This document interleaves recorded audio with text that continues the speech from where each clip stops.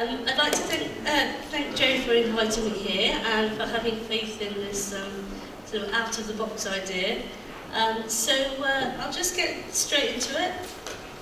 A lot of you might have seen the headlines this past week or so that fresh water that, well, I'm not saying fresh water, but water that renews itself has been found on Mars. Has anybody seen that? Yeah, okay. NASA have announced this, and they've also said we don't know where this is coming from. We don't know how it's renewing itself. So hopefully by the end of this presentation, we'll discuss a possible source of water on Mars and why, from my perspective, this was expected. So in this talk, I'm going to do first half. I'm going to do a unifying principle which connects black holes with other levels of the universe, give examples, some predictions, and then I'll explain the connection with water, and then give some examples, predictions, and possibilities for the future. And I've had to leave out lots because to fit the time, so this is much simplified. So the whole story for me started with looking at microquasar behavior. And microquasars are sort of a smaller, supposed to be a smaller version of quasars. And there was some very interesting behavior that was found in microquasars. And so, for example, electrons at nearly light speed, and microquasars are associated with black holes. So electrons at nearly light speed in narrow jets. And positrons, so antimatter in form of positrons, and gamma rays. And these were being ejected in the vicinity of microquasars in narrow jets periodically. And I thought, this is kind of strange, because aren't black holes supposed to be sucking everything around them? So how is it that microquasars are giving off all this material and in narrow jets, and it's not all getting sucked up by the black holes? And Samanta at the time said we should study microquasars because basically black holes at different sizes behave in the same way. So if we understand about microquasar black holes, we understand about the whole black holes in general. And so the traditional picture, as you probably know about black holes, is that they suck up everything around them. And they're supposed to be rare, they're supposed to be the endpoints of stars that collapse into infinite gravity and suck everything. Has everybody seen the movies? Yeah? They're going towards the black hole in the movie. It's always a black hole, isn't it? And so that's the traditional image, and many a science fiction plot has been created out of it. But what people were not expecting was to find that black holes are actually everywhere. And this is what we started to find, and I'll just play this clip. Hopefully. One by one, we were seeing this picture sort of emerge out of the fog that every galaxy, or almost every galaxy, had a supermassive black hole in it. It was really quite astonishing. Far from being rare freaks of nature, the nukers began to suspect that all galaxies could have giant black holes at their hearts. If this was true, it would revolutionize ideas of what a galaxy actually is. Thank you. So this is strange. So how is it that black holes, which are supposed to be rare, are at the center of every single galaxy that we look? And we didn't know that this was going to happen. It's even one, as you probably know, at the center of our galaxy. So over 10. Oh, hello.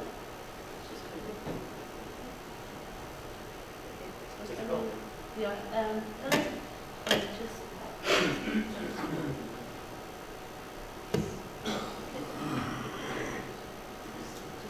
One, two.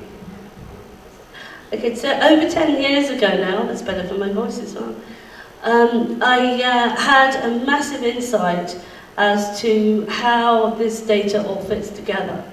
And so what I've been doing over the last decade or so is accruing sort of different evidence for this pattern being correct, but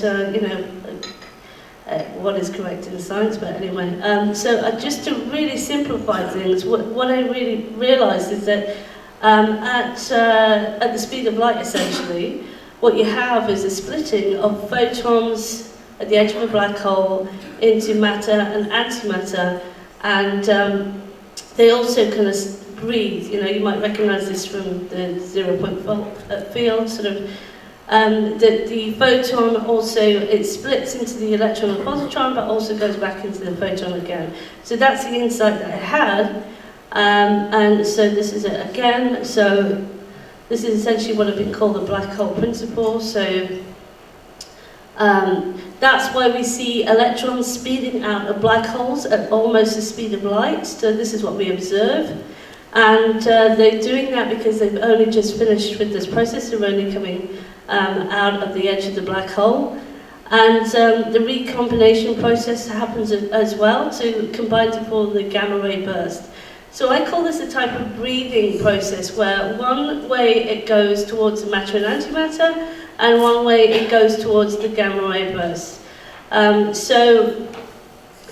I'm saying it happens at every level of the universe, but the particles and the radiation might differ.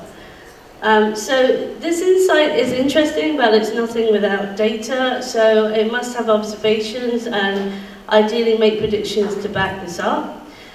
So that's what I've been doing. So this is really, really simplified. I'm just going to look at just a few aspects of what we should find at the different levels. One is bipolar concentrated jets, and the most important thing is that it's actually concentrated, which we'll come on to later.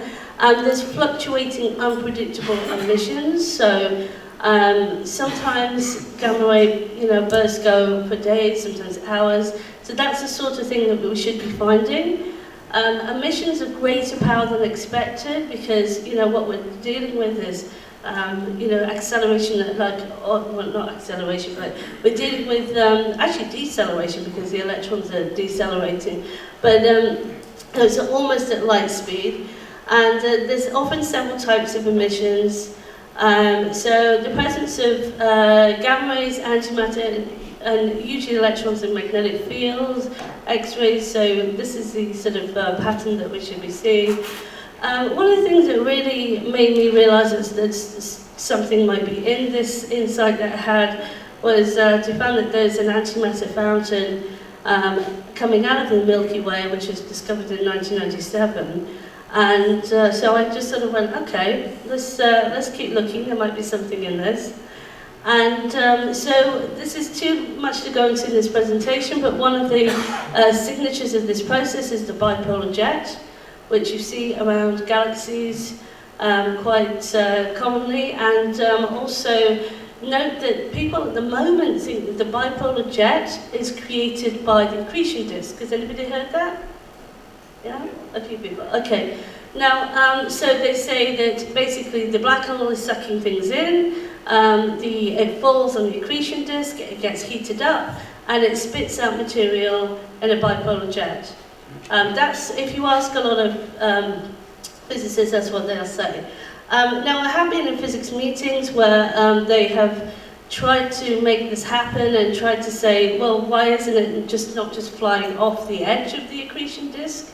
Is it spinning? Why is it not just flying off the edge? Why is it concentrated in these very narrow jets and going so fast? And you have to do a lot of mathematical contortions to make that happen. It's not simple, it's not elegant.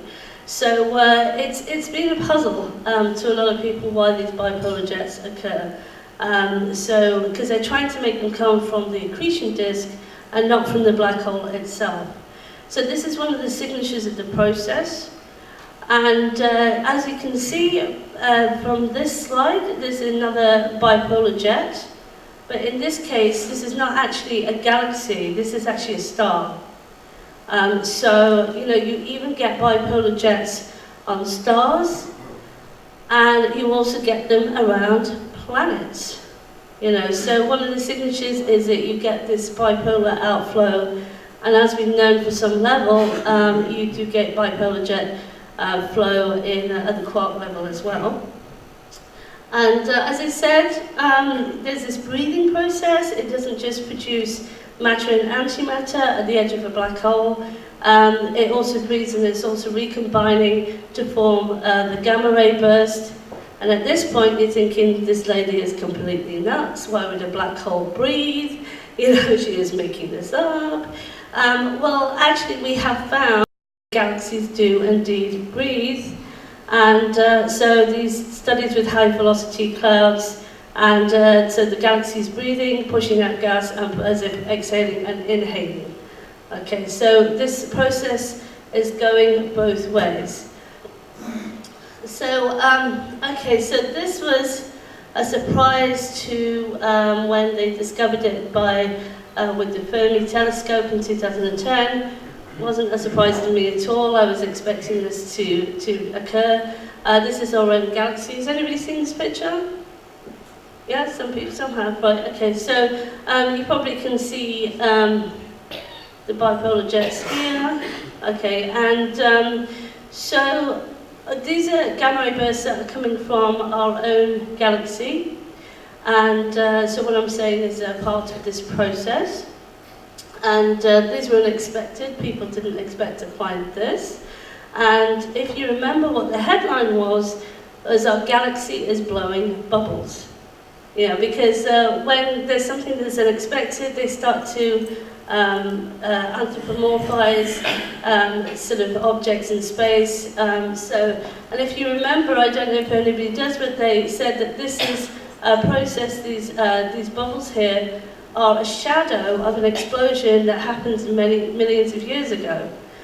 I don't think that. I think this is the same process. I think what's happening is these bipolar jets are being produced by our own galaxy, and as the galaxy rotates, it produces these bubbles. Okay, I think this is an ongoing process, not a process that happened millions of years ago, and we're not looking at a ghost here. This is a living, breathing process. So just recently, in 2015, we've discovered that these jets are actually creating winds at 2 million miles per hour.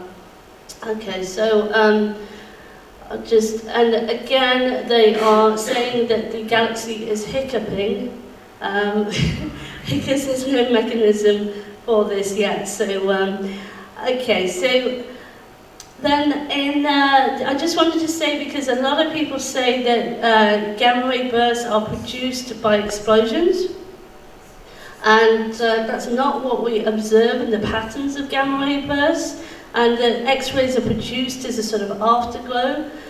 What we really find is this oscillatory pattern that's kind of seems random to us. Sometimes they'll just, you know, be very, very bright for a while, but an explosion will be very bright and then it'll die away. What we observe is very different. So we see these gamma ray burst repeaters, we see gamma rays, X-rays, gamma rays. So it's more in keeping with this breathing pattern that I'm talking about. It's not so in keeping with a violent explosion.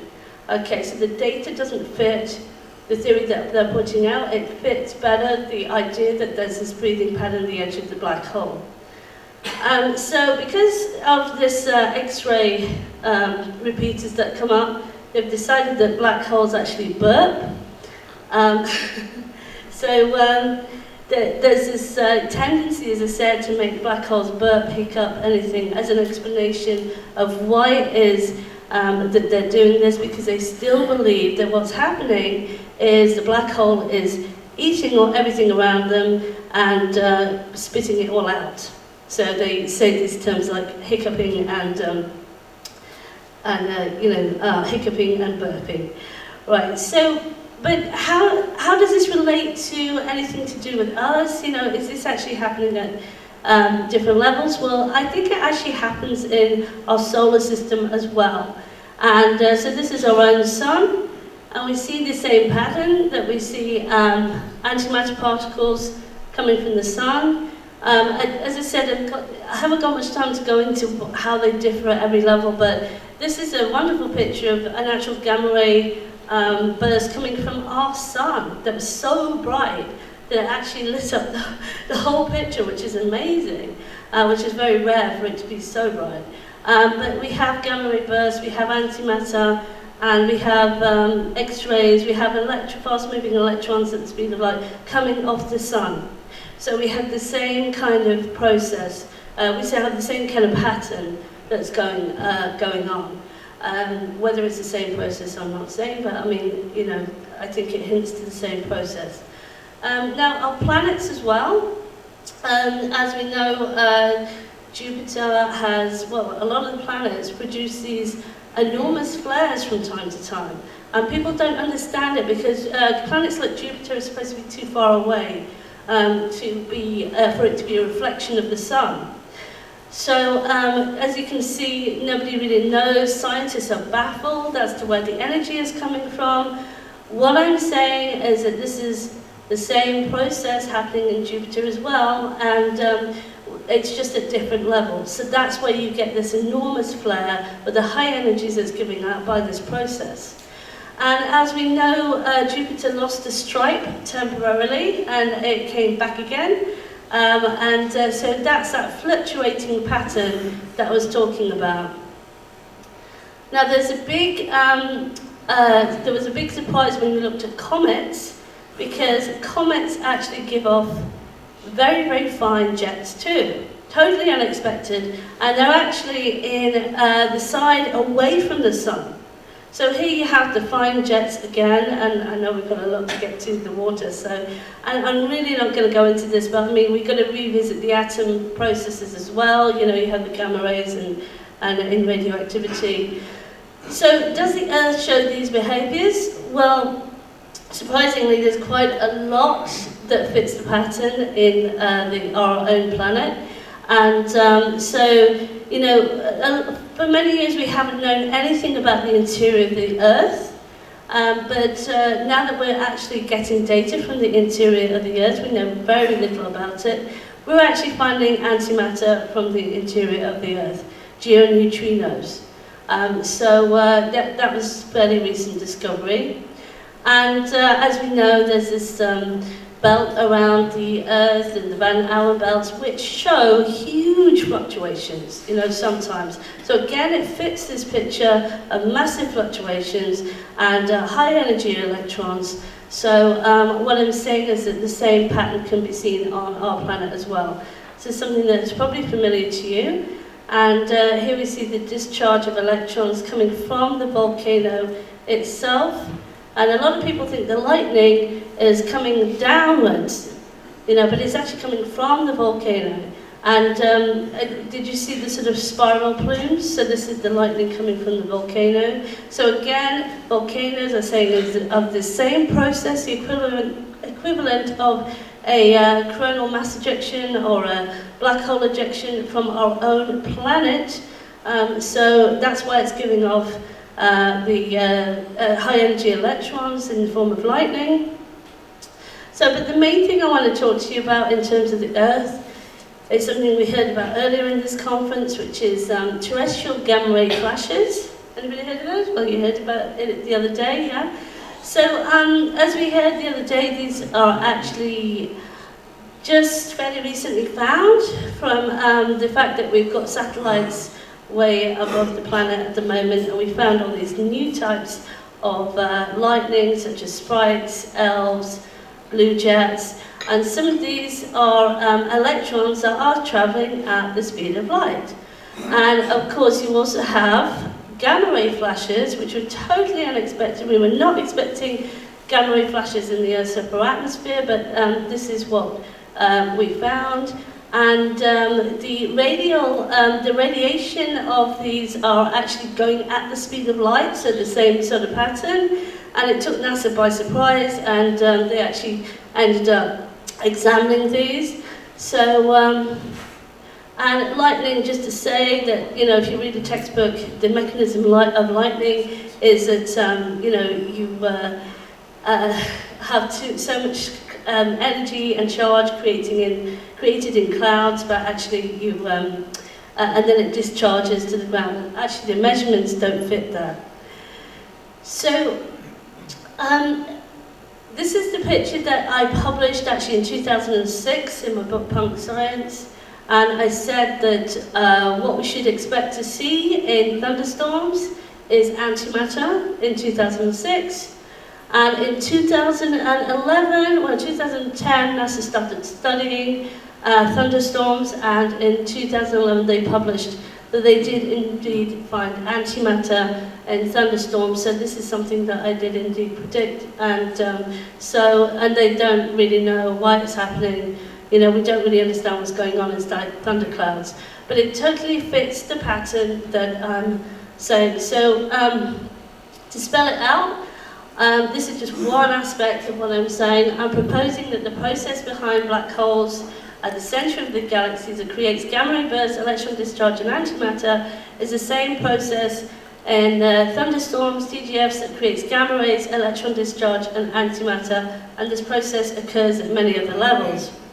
Now by now you're probably getting what I'm getting onto, because there's something else that happens in thunderstorms, not all the time, but and it's rain. And I was really surprised to find out that the mechanisms of clouds, and Jerry's talked about this as well, is not fully understood. Why it is that some clouds rain and some don't. You know, I was taught in school about the water cycle and all of that sort of stuff, so I was quite surprised. So if I'm making a claim that TGFs are equivalent to black holes in space, but TGFs actually produce rain, then black holes have to produce water for me to be in any way correct. And I just kind of went, oh no, nobody's going to believe that black holes produce water. But of course, we since then have found out that black holes do indeed spew water vapor, and they do it in fine jets, you know, so from the actual black hole itself, so it's not from the surroundings. It's actually in concentrated jets from the black hole itself. And in fact, associated with the quasar, we have found the biggest pool of water in space associated with black hole, quasar black hole. In fact, as you probably know by now, water is quite common in space, and we see it in comets. I mean, comets we kind of expect to see water and ice, but what we're not expecting, this is the jet, is that the jet is so fine and it's coming from a very specific place on this comet in the middle. Okay, so you know, it's a concentrated jet, and we're seeing them on Jupiter's moon, we're seeing water, we're seeing on our own moon, you know. So what I'm saying is that the water is being produced by this process in the interior of these bodies. Okay, so what happens in the comet is that it's produced in this jet, and of course it freezes, and then we get the comet that is so familiar to us, which is these icy snowball kind of picture. You know, as I said, it was totally unexpected that comets had any ordered kind of emissions. People just thought comets were icy snowballs that melted when it got close to the sun, and then created a trail. They didn't realize that there were concentrated jets coming out of them. So that was a big surprise. Another place you probably didn't realize that water came out of was sunspots. So there's water vapor that comes out of sunspots, and basically because it's a self-similar pattern, you're going, you know, at every single level, and the sunspots are also part of this self-similar pattern. So we see, you know, would expect, if my model is have any merit at all, to see water coming out of sunspots, and indeed you do. And and also Mercury, which was thought to be too close to the sun to have any water at all, actually has water visible as ice. Actually ice within craters, and there's all sorts of ideas as to why this is happening. Back to the Earth again, and you know, this is an example. Well, so what I'm saying is that earthquakes and volcanoes are created by the same sort of process, water, this is a rare video of liquefaction at an earthquake. So water just comes out of the ground. Do you know what the main gas of a volcano is? Depends on the volcano. Depends on the volcano, but the main gas, as the abundance of gases the various consideries, from volcanoes. However, water vapor is consistently the most common volcanic gas, comprising more than 60% of total emissions. Okay, so the ash cloud that I got stuck in New York with, it wasn't ash. There's not enough trees in Iceland to have created that much. It was water vapor that was causing that issue. It's the most abundant gas in volcano eruptions. So what we're missing from volcanoes at the moment is evidence of antimatter emissions. That, according to my predictions, that should happen. So that studies need to be done. I mean, we've got the geoneutrinos, but we haven't got that. So if I'm saying that this is the mechanism of the planet as well, how did water get to Earth? Now, honestly, this is been a debate for years and years, and many people, if you speak to many scientists, they'll tell you that asteroids and comets hit the planet, and there's lots of problems with this theory and why it hasn't all disappeared by now. And in 2013, at the Institute of Noetic Sciences, I presented and said the water is coming from the Earth's core. So it's been continuously created from the Earth's core. And indeed, in 2014, a massive ocean was discovered near the Earth's core. Okay, so I'm saying this is the same process that's going on. So we've got some evidence of the same process happening on our own planet. You've got the water emissions, you've got the antimatter in terms of geoneutrinos, and you've got the GRBs in terms of the TGFs, the terrestrial gamma ray flashes. So back to Mars, NASA is saying we don't know where this is coming from. I'm saying it's been continuously created from the interior of Mars, and as a lot of bodies as well. And so the possible process, this is speculation here, is that as the photon splits into the matter and antimatter, it happens at in different ways at different levels of the universe, but the principle is quite similar, and there's lots of different adjuncts to it as well. It's highly simplified, but I think that's where water is produced for some reason. And I don't know the reasons. There's lots of gaps in this because lots more work has to be done. There's a lot of questions now. Why is this process happening so similarly at every level? And we'd have to investigate this a lot. So, and the implications that this really is happening at every single level is, is it happening at, has it got implications for easy water? We heard a talk the other day about ball lightning and energy sources, and the barrier to understanding this is belief. So why are we not using those energy devices? Because people don't know what's going on, basically. They don't believe it because they've got no mechanism. So maybe this work that I'm doing is going to help us to understand what's happening in those devices. And at a cellular level as well, I didn't go into that at all, but you've got DNA, light being given off DNA, the water burning effects that we've been discussing, the biophoton emissions, whether a radical concept is are lone clouds because they're actually mini black holes that are producing water. So have we got the water cycle wrong in some ways? And understanding volcanic eruptions as well, which would have huge implications for humanity. I don't expect to record this table, but just a little, summary of things that have been going on. So what conventional theories have been surprised by, I've actually, expected in some ways. And the conventional theories are saying that these are, high energy explosions. And, so what I'm saying is that this is the same process, and it's kind of like an elegant simplicity that's happening at every level, giving rise to infinite complexity. So there's this elegant simplicity that's happening. And I think that's what we're looking for in nature, not these burping, not these hiccups, but, this simplicity. So just to say that there are some physicists who have, having looked at the data and all these surprises that they're getting, are starting to question things like the Standard Model. So, you know, mainstream physicists as well. I think we're at an interesting time where we're up against how perfect a model it might be.